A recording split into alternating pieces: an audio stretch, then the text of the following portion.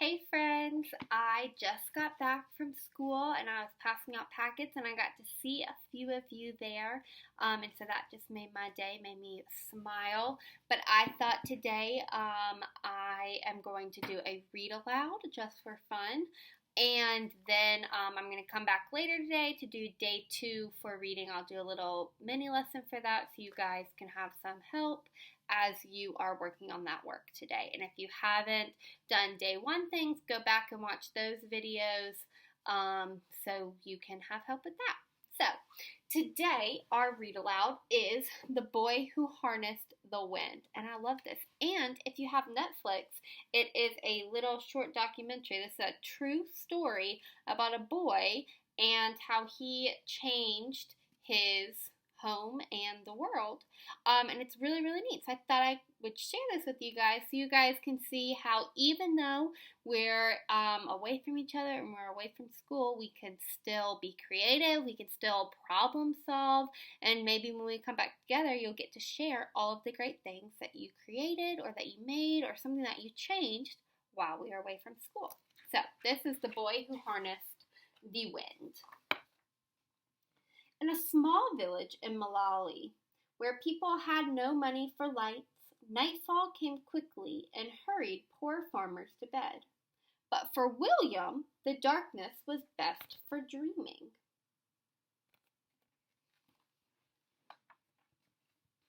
He dreamed of building things and taking them apart, like the trucks with bottle-capped wheels parked under his bed, and pieces of radios that he'd crack open and wonder, I can hear the music, then where is the band? His grandpa's tales of magic also whispered in the pitch black of his room. Witch planes passed through the window while ghost dancers twirled around the room as if 100 men were inside their bodies.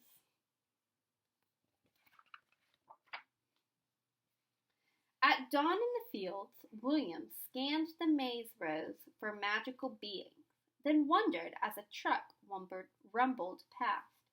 How does the engine make it go? Pay attention to where you throw that hoe, his father shouted. You'll cut off your foot.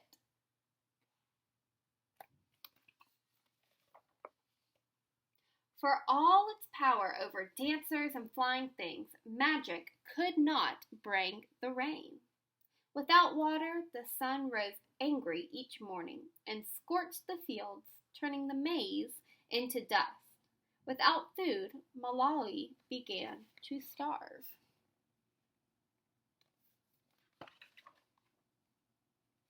Soon, William's father gathered the children and said, From now on, we only eat 1 meal per day. Make it last.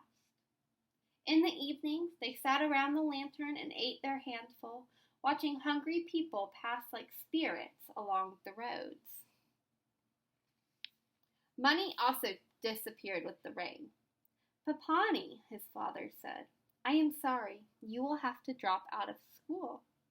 Now William stood on the road and watched the lucky students pass, alone with the monster in his belly and the lump in his throat. For weeks, he sulked under the mango tree until he remembered the library down the road, a gift from the Americans. You know, I kind of feel like William right now. I'm kind of sulking not being in school with you guys. He found science books filled with brilliant pictures. With his English dictionary close by, William put together how engines moved those big trucks and how radios pulled their music from the sky. But the greatest picture of all was a machine taller than the tallest tree with blades like a fan. A giant pinwheel? Something to catch magic? Slowly, he built the sentence. Windmills can produce electricity and pump water. He closed his eyes and saw a windmill outside his home, pulling electricity from the breeze and bringing light into the dark valley. He's starting to think about what he's reading and how he can do that. He saw the machine drawing cool water from the ground. sending it gushing through the thirsty fields, turning the maize tall and green, even when farmers' prayers for rain went unanswered. This windmill was more than a machine. It was the weapon to fight hunger. Magetsi Amathu, he whispered. I will build electric wind.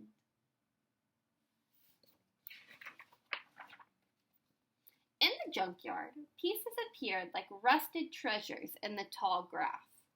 A tractor fan, some pipe, and bearings and bolts that required every muscle to remove.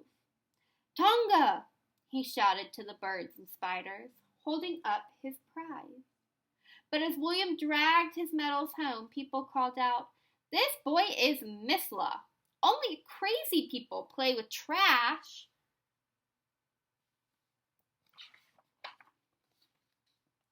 After many weeks, William arranged his pieces in the dirt. A broken bicycle, rusted bottle caps, and a plastic pipe, even with a small generator that powered a headlight on a bike. For 3 days, he bolted, banged, and tinkered, while chickens squawked and dogs barked, and neighbors shook their heads, saying, What's Misla doing now?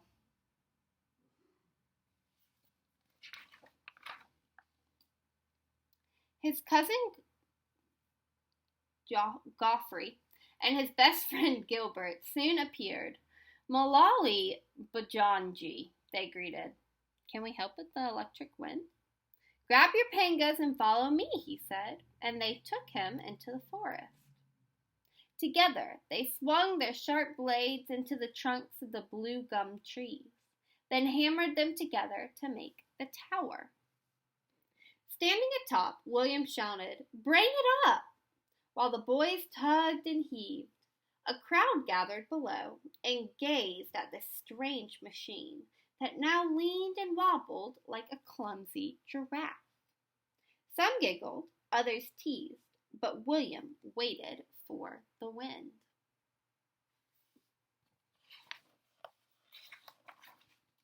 Like always, it came, first a breeze, then a gusting gale. The tower swayed and the blades spun around. With sore hands, once slowed by hunger and darkness, William connected wires to a small bulb which flickered at first, then surged as bright as the sun. Tonga! He shouted. I have made electric wind. Remember when you guys made all those cool flashlights in STEM? Watch it to Bingwo, a man yelled. Well done! As the doubters clapped and cheered, William knew he had just begun. Light could not fill empty bellies, but another windmill could soak the dry ground, creating food where once there was none. Magetsi Amathu, electric wind, can feed my country, William thought. And that was the strongest magic of all. The end. So that was our read aloud for today. If you're really interested, maybe you can try to create something that would help others, that might help you, might help your family, and let me know. You can write to me about it and let me know what you're creating. All right, bye friends.